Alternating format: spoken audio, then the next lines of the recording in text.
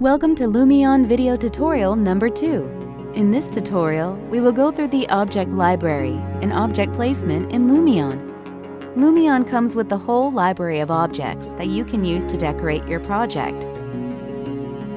You can find them in the bottom left section, Objects tab. Now let's decorate our scene with a few trees. To do that, select the Nature category. Click the Placement button, and this will bring up a display of all the trees and plants and other nature objects available in the Lumion library.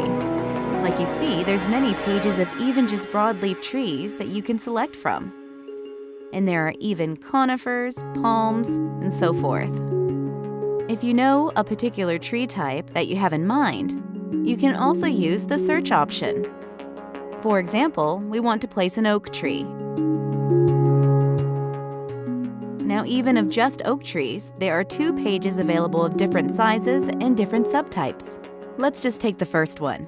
As soon as you select one, it's available under the cursor. Clicking in the scene, and you can place the object. If you want to change the size or position later on, you can go to Select.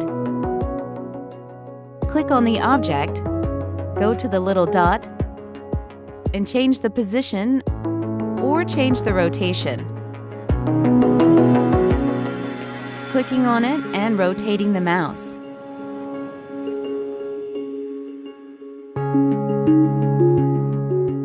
Or change the size, moving the mouse up and down. So even with one tree object, you can still place multiple copies and make them all look slightly different.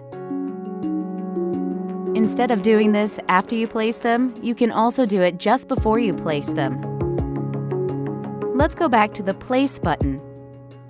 For example, if you press the R key before we click in the scene, we can change the rotation of the object or the height, which is for trees, not so interesting, but for example, birds or flying objects, it will be relevant. Or change the size with the L key, clicking on it, and it will be placed. So we can change these things before placement or after placement. If you think one of the objects is still not suitable, you can just click on Delete. If you know the exact position of an object, you can go into the Type In section here. Click on the object, and now change the coordinates. As soon as you select an object, in the top right, the Property section becomes available. We can change transparency, for example, if you want to position an object in front of a house, but still be able to see through the object. You can change some colors of the object, or saturation,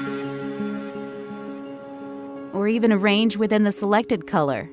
All the objects you imported using the import function are still available in other projects as well. To place these, go to the Import section, Placement, and here you will see right now we only imported one object, but it's still available for placement at a later stage in the same project or in other projects. So you can create your own library, for example, of third-party objects or objects you created yourself, trees, cars, people, and they will all become available here.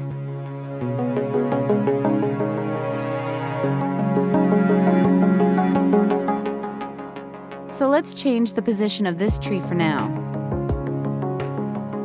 For your own imported objects, it's still possible to make changes in your CAD file and re-import it in an easy way.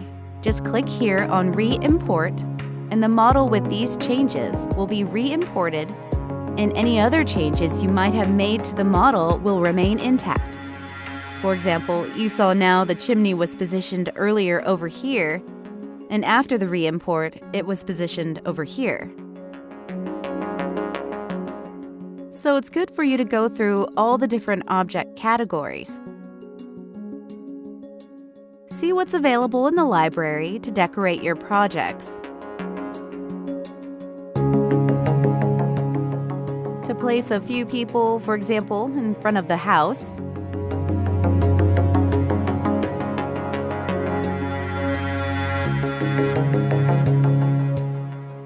So for people, for example, if you do not like them to show up photographically, you can make them completely black, completely white.